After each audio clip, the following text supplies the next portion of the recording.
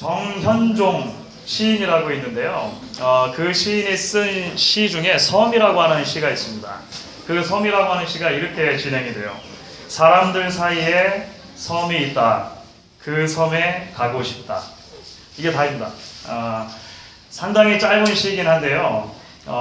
곰곰이 생각해보면 많은 사람들의 마음을 울리는 그런 감동을 전해주는 그런 시가 되겠습니다. 왜냐하면 사실 진정한 인간관계의 단절 속에서 살아가는 오늘 현대인들의 모습을 이 시가 그대로 보여주기 때문에 그렇다라고 하는 것이죠. 사람들 사이에 섬이 있다. 무슨 의미일까요? 사람들이 서로 참된 인간관계를 누리지 못하고 단절 가운데 살아가고 있다. 그런 의미가 되겠죠. 그 섬에 가고 싶다. 어떤 의미가 있을까요? 그런 관계가 회복되어져서 정말 진정한 인간 관계를 누리고 살고 싶다라고 하는 그런 소망이 담겨있는 이야기가 될 것입니다. 그래서 이 시를 많은 사람들이 좋아하고 이 시를 읽으면서 위로가 되기도 하고 또 눈물을 흘리기도 하고 아마 그렇게 되는 것 같아요. 그런데 여러분 아십니까? 복음은 평화의 선포이죠. 그런데 섬이 점이라면 평화는 선이라고 이야기를 할 수 있습니다. 이게 무슨 말일까요? 사실 이제 아이들이 어렸을 때 식당을 가면 그 어린아이들 메뉴를 따로 주는 경우가 많이 있죠. 근데 어린아이들 메뉴가 되게 어떻게 생겼냐면 그 안에 뭐 색칠하는 거나 뭐 이렇게 동그라미에서 그림 찾고 글씨 찾고 이것저것 할 수 있는 여러 가지 퍼즐이 같이 들어있는 그런 종이 한 장을 나눠주는 거예요. 그런데 그 중에 선긋기라고 하는 게임이 있습니다. 그게 뭐냐면 언뜻 보면 아무런 의미가 없어 보이는 여러 점들이 그냥 있는 거예요. 그런데 가만히 살펴보면 점들에 번호가 매겨져 있습니다. 그래서 그 점과 점 사이를 번호에 따라서 계속 이어가다 보면 그게 기차가 되기도 하고 나비가 되기도 하고 그림이 되는 거예요. 그렇죠? 평화는 이와 같은 것입니다. 평화. 그러니까 그 이전에는 전혀 관계가 없고 전혀 의미 없는 독립된 개체로 존재하는 어떤 것들이 서로 선으로 연결이 되어져서 의미를 가진 관계가 됐을 때 그것을 평화라고 하는 것이죠. 복음이 왜 평화의 선포입니까? 복음은 그렇게 의미 없이 덩그러니 섬처럼 이 세상에 홀로 남겨져 있던 사람들을 의미 있는 관계로 연결시켜주는 내용의 이야기이기 때문에 복음이 평화의 선포라고 할 수 있는 것이죠. 성경은 우리에게 이렇게 말합니다. 사람들이 왜 도대체 점으로 존재하는가? 왜 서로 연결되지 못하는가? 왜 하나님과 연결되지 못하는가? 왜 이 세상과 아름답고 의미 있는 관계를 맺지 못하는가? 이 모든 것들이 죄 때문이라고 하는 것이죠. 죄 때문이라고 하는 것입니다. 그래서 하나님과도 바른 관계를 맺지 못하고 살아가고 사람들과도 바른 관계를 맺지 못하고 그렇게 미움과 다툼, 시기 질투 가운데 살아간다라고 하는 것이죠. 그런데 하나님께서는 이렇게 사람들이 아무런 의미 있는 관계도 맺지 못하고 이 땅에 살아가도록 내버려 두지 않았다라고 하는 것이 복음의 이야기입니다. 하나님께서 우리들을 위해서 평화의 선물을 주셨다라고 하는 것이죠. 남태평양 한가운데 누긴이라고 하는 섬이 있는데요. 그 섬에 사위 부족이라고 하는 부족이 있다고 합니다. 혹시 그 부족의 이야기를 들어보셨습니까? 굉장히 호전적이고 그러니까 전쟁을 좋아하고 또 우리가 가지고 있는 가치관하고 퍽 다른 가치관을 가지고 있어서 그 사람들에게 복음을 전하는 게 퍽 어려웠다고 하는 거예요. 그래서 문화인류학자이고 또 선교사였던 선교사님 부부가 그 사위 부족에게 들어가가지고 복음을 전하는데요. 처음에는 예수님 이야기만 하면은 졸더라는 거예요. 그런데 가룟 유다 얘기를 하면 눈이 말똥말똥해지고 관심을 보이더라는 겁니다. 왜 그랬을까요? 그 사람들의 가치관 속에서는요, 가장 영웅적인 행동, 가장 인간으로서 할 수 있는 훌륭한 행동이 뭐냐면 배신이에요, 배신. 그래서 이게 어느 정도까지 심각하냐면요, 이웃 부족에 있는 사람을 데려다가 친구로 삼아가지고 좋은 거 먹이고 이렇게 건강하게 만들어요. 그 다음에 어느 순간 갑자기 배신을 해서 그 사람을 죽이고 잡아먹는 식인 행위를 하는 것을 그 사회에서는 최고의 용맹한 행위, 최고로 영웅적인 행위로 쳐졌다라고 하는 겁니다. 그러니까 이게 복음을 전할 수가 있겠습니까? 복음을 전하기 힘든 거죠. 그런데 그 선교사님들이 이제 그 부족 가운데 오랫동안 계시다가 어느 한순간이 되니까 이 부족이 다른 부족과 평화를 유지하는 것을 보았어요. 그게 언제였냐 하면 이제 이웃 부족하고 여러 해 동안 오랫동안 그 전쟁을 하다 보니까 많은 희생이 있었던 거죠. 그래서 그 희생을 이제 줄이려고 서로 조약을 맺는 겁니다. 평화의 조약을 맺는데 평화의 조약을 맺는 방법이 굉장히 특이했다라고 하는 거예요. 양쪽의 추장이 자기의 아들들을 서로 다른 부족의 추장에게 선물로 줘버리는 거예요. 네. 그러면 내 아들이 다른 부족에 그 선물로 가 있는 동안은 전쟁을 할 수 있겠습니까? 없겠습니까? 못하죠. 그때는 못하는 거예요. 그래서 평화가 유지됐다는 거죠. 그래서 그 부족들은 그 아이를 평화의 아이, Peace Child라고 불렀다는 거죠. 사실 굉장히 유명한 이야기입니다. 그래서 그 선교사님들께서 이제 그 이야기를 토대로 Peace Child라고 하는 책을 쓰시죠. 그래서 오늘날 이제 현대 선교사님들이 선교지에 파송되기 전에 반드시 읽는 책 중에 하나가 되고 또 서구권에도 많이 그 이야기가 알려지게 됐다라고 하는 것이에요. 이분들이 그 피스 차일드에 대한 이야기를 듣고 예수님을 그렇게 전하면 되겠구나 생각한 거죠. 왜냐하면 예수님께서 바로 우리에게 평화의 아이로 오셨기 때문이라고 하는 것입니다. 그래서 예수님을 그렇게 전했을 때 그 부족이 마음을 열게 되었고 예수를 믿게 되었더라고 하는 것이죠. 그렇습니다, 여러분. 예수님께서 저와 여러분을 위한 평화의 아이로 이 땅에 오셨다라고 성경이 이야기를 하죠. 에베소서 2장 14절에서 그래서 이렇게 얘기하는 것입니다. 그는 우리의 화평이신지라 둘로 하나를 만드사 중간에 막힌 담을 허시고, 그렇죠?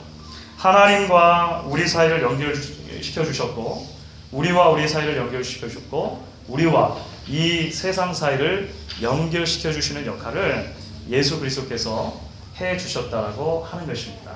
그래서 이 시간에 옆에 계신 분들하고 이렇게 또 한번 같이 밖에 나오니까 자꾸 이런 거 해야 돼요. 이렇게 한번 인사하겠습니다. 그 선물 받으셨죠?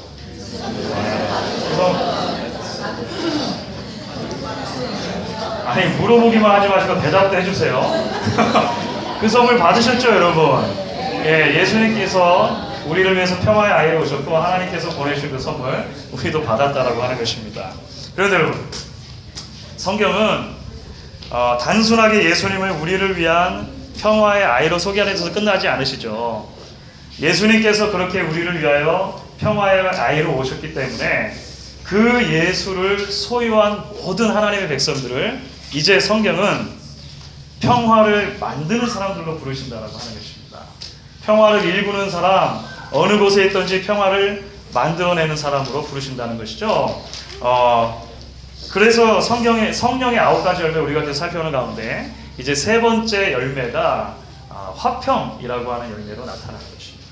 사실 성경에서 특별히 성령의 9가지 열매 가운데 화평을 이야기할 때는요, 이것은 단순하게 개인적으로 성도가 자기 마음속에 누리는 평안을 넘어서는 것입니다.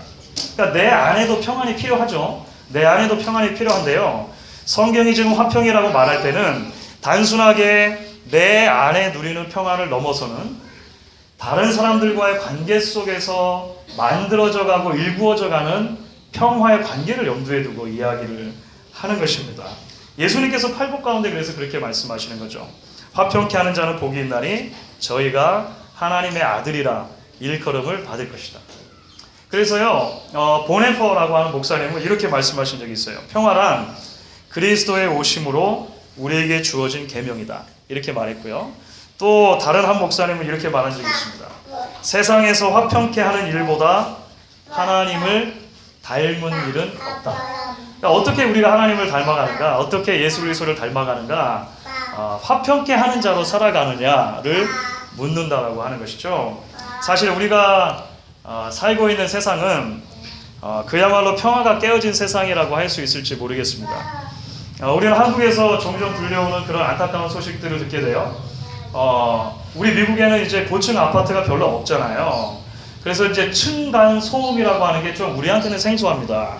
그런데 한국에서 살았던 때를 생각하시면은요, 아파트의 그 아래층 위층 사이에 소음 문제가 심각한가 봐요. 그래서 서로 다투다가 사람을 죽이는 일까지 일어나게 됐다. 뭐 이런 일들을 우리가 자꾸 듣게 되는 거죠. 그러니까 이웃 사이에도 그 평화라고 하는 관계가 얼마만큼 깨져 있는가라고 하는 것을 보게 되는 것입니다. 지금도 지구상의 곳곳에서는요, 소위 hate crime이라고 하죠. hate crime. 밑도 끝도 없이 나와 다른 누군가를 미워하는 것입니다. 그래서 미움 때문에 일어나는 범죄들, 지금도 여전히 세계 곳곳에서 끊이지 않고 일어나고 있다라고 하는 거예요. 그뿐입니까? 사실 멀리 갈 것도 없죠. 멀리 갈 것도 없이 저와 여러분이 살아가는 하루하루는 어느덧 평화라고 하는 것을 자꾸 잃어버리고 살아가는 그런 시대가 아닌가 생각을 하게 됩니다. 일터와 직장에서 평화가 없어서 삭막한 가운데 살아가고 있는 것이 우리의 현실이 아니냐라고 하는 것이죠. 남편과 아내 사이에, 또 부모와 자녀 사이에 평화하지 못하는 이민 가정이 얼마나 많으냐라고 하는 것입니다. 성도들 사이에 평화가 없는 교회는 또 얼마나 많으냐라고 하는 것이죠. 그런데 오늘 성경은 저와 여러분에게 권면하며 말하고 있는 것입니다. 바로 그런 모든 것들에서 평화를 심고 평화를 만드는 사람으로 우리가 살아가기를 바란다. 이렇게 성경이 말하는 것이죠. 사랑하는 여러분, 화평케 하는 자로 살아가는 것은요, 쉬운 건 아닙니다. 그렇죠? 저절로 되는 것도 아닙니다. 때로 우리의 편함과 익숙함을 내려놓아야 할 때가 굉장히 많이 있습니다. 때로 희생하고 인내해야 할 때도 굉장히 많이 있다라고 하는 거예요. 평화를 만들어내는 것은 바로 그런 것이죠. 그런데 우리가 그렇게 평화를 만들어내는 일, 평화의 일꾼으로 살아가는 일이 힘들다라고 생각할 때 우리에게 평화의 선물로 오셨던 예수 그리스도를 기억하실 수 있으면 좋겠습니다. 주님께서 우리를 위한 평화의 선물로 오셨다는 것 자체가 사실은 그분에게 가장 익숙하셨던 것, 가장 편했던 편안함의 상태를 버리고 오신 것이죠.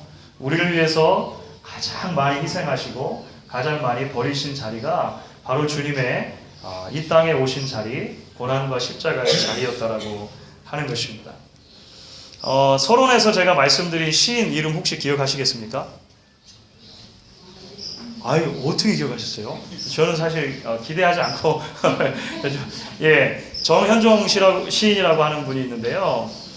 그분이 쓴 다른 더 유명한 시가 있습니다. 이 시는 아마 들어보신 분들이 많으실 것 같아요. 모든 순간이 꽃봉오리인 것을 혹여라도 들어보신 분이 있을지 모르겠습니다. 제가 한번 읽어드릴게요.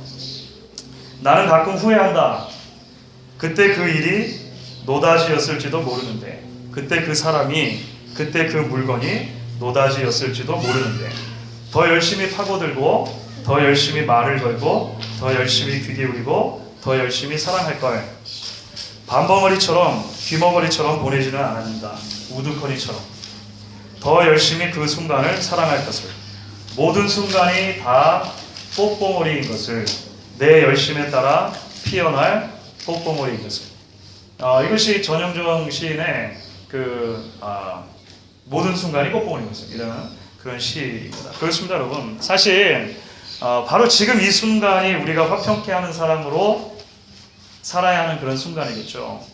지금 여러분 곁에 앉아 계신 그 분들이 내가 지금 화평의 관계를 맺고 평화하며 살아가야 할 사람들이라고 하는 것입니다. 내가 오늘 발 딛고 살아가는 삶의 자리가 마치 꽃봉오리와 같이 그렇게 소중하게 생각해서 화평의 관계를 일구어 가야 하는 그런 자리라고 하는 것입니다. 그래서 옆에 계신 분들하고 다시 한번 또 인사하도록 하겠습니다. 이번에는 이렇게 한번 인사할게요. 이제 보니 노다지시네요. 이렇게 이제 보니 노다지시네요. 제가 몰랐는데 평화하려고 생각해 보니까 얼마나 귀한 보물인지 알 수가 없다 이런 것이죠. 자, 우리가 오늘 이렇게 야외에서 아름다운 날씨 가운데 예배를 드리게 됐습니다. 오늘 예배하고 식사하고 교제하고 하는 모든 시간들을 통해서 하나님께서 우리에게 주신 평화를 마음껏 누리고 우리 가운데 아름다운 기쁨의 자리 만들어갈 수 있기를 주의 이름으로 축원하겠습니다.